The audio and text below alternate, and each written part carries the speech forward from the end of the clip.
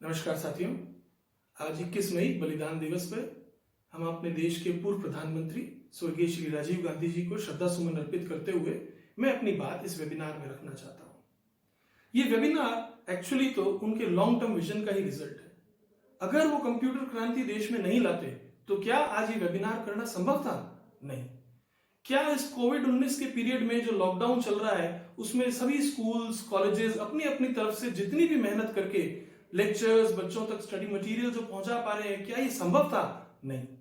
ये सिर्फ इसीलिए संभव है क्योंकि ये प्रधानमंत्री जी राजीव गांधी जी का विजन था।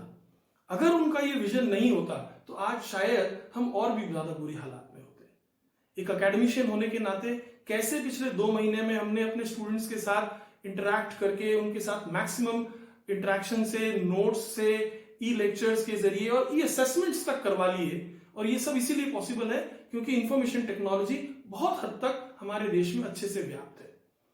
इसका सारा का सारा क्रेडिट ऑफ कोर्स स्वर्गीय श्री राजीव गांधी जी को देना चाहिए। मैं ये भी जानता हूं कि जब भी कभी ये कोविड-19 का पीरियड, लॉकडाउन खत्म होगा, स्थितियां नॉर्मल होगी, हम 100% तो फिजिकल टीचिंग के अंदर नहीं आ पाएंगे। वो टीचर क्लासरूम के अंदर आना और वो टीचर का सभी स्टूडेंट्स को एक साथ बैठाना तो शायद अभी थोड़ा टाइम लगेगा। तो क्या करें? मेरा मानना है कि इंफॉर्मेशन टेक्नोलॉजी ही इसका भी एक की है, इसी की कुंजी भी है। इस कुंजी से ही हम चाहे 20%, चाहे 40% तक हमको इसको यूज लेते हुए अगले पूरे 1 या 2 साल तक कम से कम इसको यूज लेते रहना पड़ेगा। इसी के जरिए हम अपने लेक्चर्स और बची हुई क्लासेस स्टूडेंट्स तक पहुंचा पाएंगे। साथ ही उन स्टूडेंट्स तक भी हमारा आउटरीच बढ़ जाएगा जो दूर दराज के एरियाज में बैठे। इसके लिए ऑफ कोर्स थोड़ा सा इंफॉर्मेशन टेक्नोलॉजी का सुधार और करना पड़ेगा, हमारा इंफ्रास्ट्रक्चर को इंप्रूव करना पड़ेगा। तो मैं मेरी बात को छोटे से रूप में अगर कहूं तो 3 इंपॉर्टेंट चीजें हैं। एक, हमें आउटरीच करना पड़ेगा। दूसरा, इनोवेशन बहुत इंपॉर्टेंट है।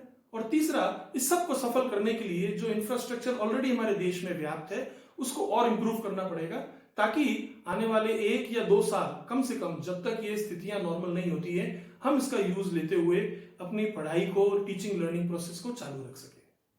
आप सबको धन्यवाद ज्वाइन करने के लिए। Thank you.